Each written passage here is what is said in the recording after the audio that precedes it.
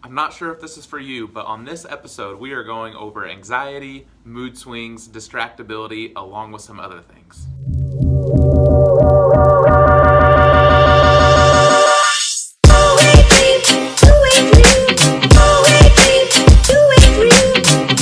What's up, everyone? I hope you had an amazing Memorial Day weekend. I'm actually recording this on Memorial Day, so you guys are going to see it on Tuesday. But how would you guys feel if there was a simple solution to addressing the underlying cause that's contributing to that anxiety and mood swings and distractibility and things like that? And the best way I can explain that to you is by telling a hypothetical story of a little boy named Rick. And even though this story is hypothetical, there are a bunch of real cases just like it. This story starts out with a little boy named Rick, and he's born with this startle reflex, and that's completely normal. Everyone's born with it. It's called a Moro Reflex. It's part of what are called primitive reflexes. These reflexes are there just to get everything going. They help us survive our first few months. I think of them as training wheels for the brain. And once the brain becomes comfortable enough and mature enough, it'll get rid of these reflexes. These reflexes should go away by about 6 to 12 months of age, and a lot of healthcare professionals will make the assumption that they do go away because they're supposed to, but in Rick's case, he holds on to it and it stays there. This can happen for any number of reasons, but when you have a retained primitive reflex that doesn't go away, it's direct evidence saying that the brainstem either it has a structural weakness, it's immature, it has a functional shift, or something like that.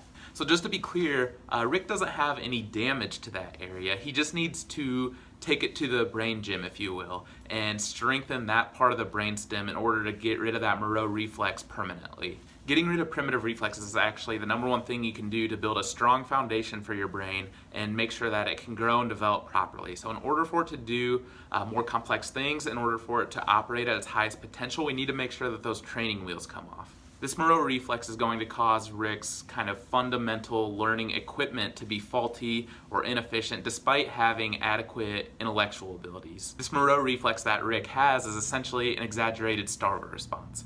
So any kind of abrupt situation or movement or light or sound is going to put him in this fight or flight state. And what that's going to do is constantly have him produce these stress hormones called adrenaline and cortisol. That's why Rick's always in this elevated and red alert state. He's constantly feeling this free-floating anxiety because his nerve system's always in this gas pedal-like state. And people like Rick who have this Moro reflex, they typically cope in one of two different ways. They'll either completely withdraw from situations and people, which is going to make socializing very difficult, or they're going to overact and be hyper and aggressive and completely dominate a social situation. We also said that Rick produces this adrenaline and cortisol, and that's what's used for immune system and allergies and things like that. But what happens is if he's constantly using those and constantly producing them, you may actually have insufficient stores ready in the body and it may be depleted, so that he's not going to be able to use that as a balanced attack to immunity and allergens. So this is going to make Rick that kid that's always sick and always picking up an infection from something,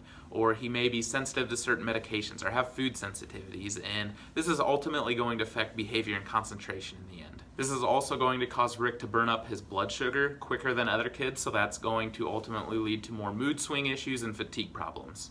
This Moro reflex is going to heighten all of Rick's senses, so the reason that that's a problem is going to skyrocket distractibility and concentration in class. And the reason for that is because all the stimulus becomes very loud, whether that's a sound or vision, or everything's taking his attention away because he has no filter for it and he becomes overloaded.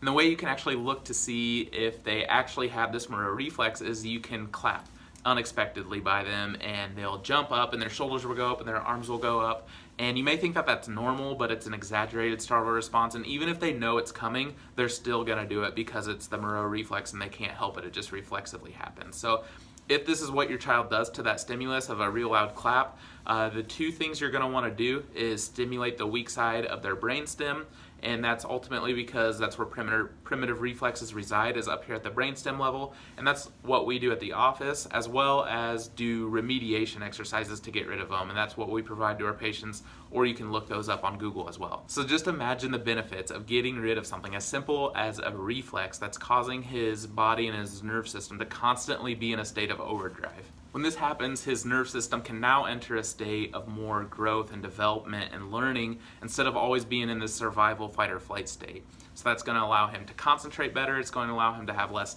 anxiety and angst, so even things like socializing are going to be a lot easier.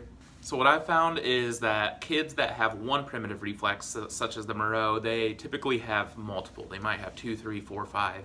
So if you're ever interested in getting your kid a full primitive reflex assessment, you can go ahead and call the office. It's 402-504-4676. At the very least, I would, if this sounds like your child, I would Google Moro Reflex and the remediation exercises and kind of educate yourself as much as you can on that. But really what we're trying to do here at the office is just fix any inefficiencies within the brain and brainstem and nerve system in general so that your body can work to its most optimum potential. So that's all I have for you today. I hope you enjoyed it, and I will see you guys tomorrow.